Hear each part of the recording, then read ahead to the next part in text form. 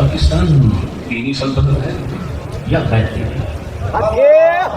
ऐसे तो मकाम इसका बता। अगर ये दीनी है तो फिर हर बुराई और हर कुफ्र के खिलाफ बोलना हमारा दीनी फर्ज है।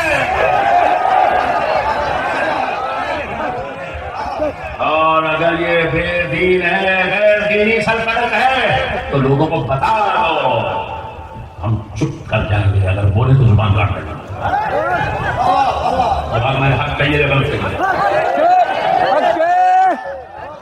इस्लाम में मुनकर है, मालूम है। मुनकर का इनकार मुसलमान का फर्ज है। औरतें डांस करें स्कूल में, दुनिया को दिखाने का कानून बनाया जाए, तो मुसलमान का फर्ज बनता है इसके खिलाफ बोलना। पाकिस्तान की बेटी है या दीन वाला है, अगर दीनी रियासत है तो बोलना फर्ज है, उसको जुर्म नहीं कह सकते तुम। अगर हम गलत बोले, जिसको हम बुराई कहें वो बुराई ना हो इस्लाम में, जिसको हम कुफ्र कहें वो इस्लाम में कुफ्र ना हो। हमारे साथ मुनाजरा करो, फिर चैलेंज कर रहा होगा।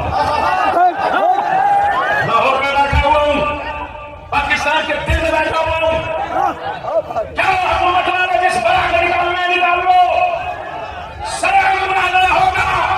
अगर इस नासीब के मुकाबले में कोई आए और फतह हो जाए, मुझे वहीं पर फांसी लगा देना।